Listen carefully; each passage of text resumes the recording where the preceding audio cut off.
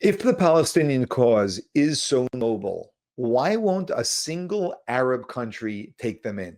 You've probably heard it said that Israel is responsible for every Palestinian refugee crisis. But here's the question that no one on campus or cable news wants to touch. Why do their Arab neighbors lock them out too? Egypt, Jordan, Lebanon, countries that speak the same language, they pray to the same God. Yet they are sealing their borders, deporting thousands, and even building walls. Today, we're reacting to a breakdown that exposes the brutal truth behind decades of silence, betrayal, and weaponized victimhood. Why aren't more Arab countries in the Middle East taking in Palestinian refugees? The onset of a renewed war between Israel and Hamas has led to fears that millions of Palestinian people living in the Gaza Strip may be forced to become refugees. But despite the fact that Gaza shares a border with Egypt, the Egyptian government almost immediately ruled out any possibility of accepting Palestinian refugees. Why? That's the question. Why won't Egypt help their brethren? In fact, Egypt is currently constructing an even larger border wall with Gaza than the one it currently has in place. Now, many outside observers have asked why Egypt, a majority Arab and Islamic nation, would turn away the Palestinian people. And of course, many have pointed out that it may serve the political interests of many Arab nations to refuse to accept Palestinian refugees because it allows them to then blame Israel for any sort of humanitarian crisis that unfolds. But the thing is, historically, many Arab nations have accepted Palestinian refugees, and that may be why Egypt doesn't want to now. For example, in 1991, the Kuwaiti government actually expelled nearly 300,000 Palestinians in the aftermath of the First Gulf War, and this represented an astonishing 18% of Kuwait's entire population. So what was the reason? Well, the Palestinian Liberation Organization had actually supported Saddam Hussein's invasion of Kuwait a year earlier.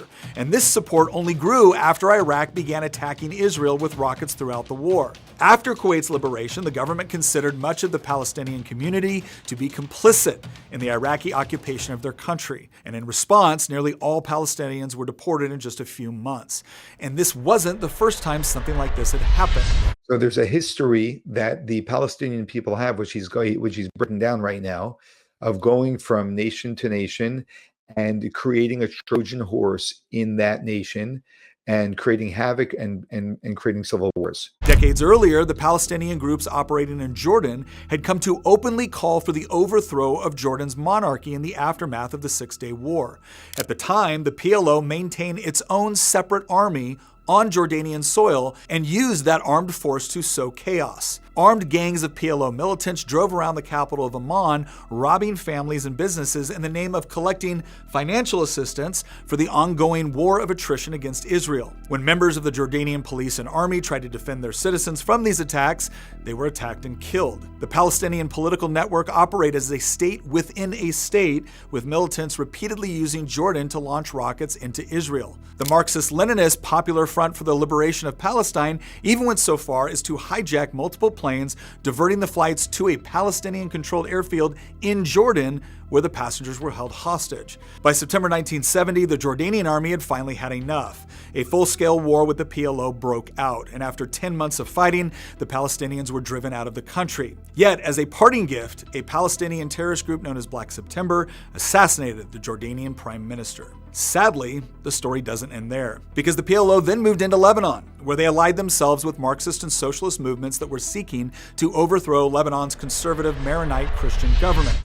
Now, if you hear everything that's going on with Lebanon today and Hezbollah, that all began with the PLO moving from Jordan, where they were thrown out, to Lebanon. Wherever they go, they create destruction, even for their own people. The presence of thousands of Palestinian militants flooding into the country completely destabilized Lebanon and plunged the entire nation into chaos. Less than 4 years after the PLO was expelled from Jordan, Lebanon found itself in the middle of one of the most bloody and chaotic civil wars in Middle Eastern history, from which it has never fully recovered. In short, Palestinian organizations have not just attacked Israel. They have sowed unrest in many of the neighboring Arab and Muslim countries as well, and this has led those governments to the conclusion that allowing for mass immigration or even just refugee camp resettlement within their borders would lead to domestic unrest for their own countries. And this, of course, only exacerbates the humanitarian crisis for those Palestinian non-combatants caught in the middle. The problem is,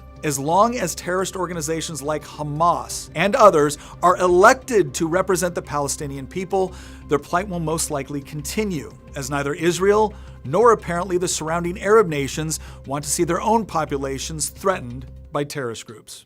That should give you an understanding of why it is that the Arab nations will not take the Palestinians who are in Gaza, because of the way they've always behaved. And surely under the under the Hamas and the way Hamas has raised a few generations to believe, taking them in could be quite dangerous. This is the big challenge. And if they were to acknowledge this openly, then the world would have to face who Hamas is and who many of the Palestinian people are. This is a major, major problem.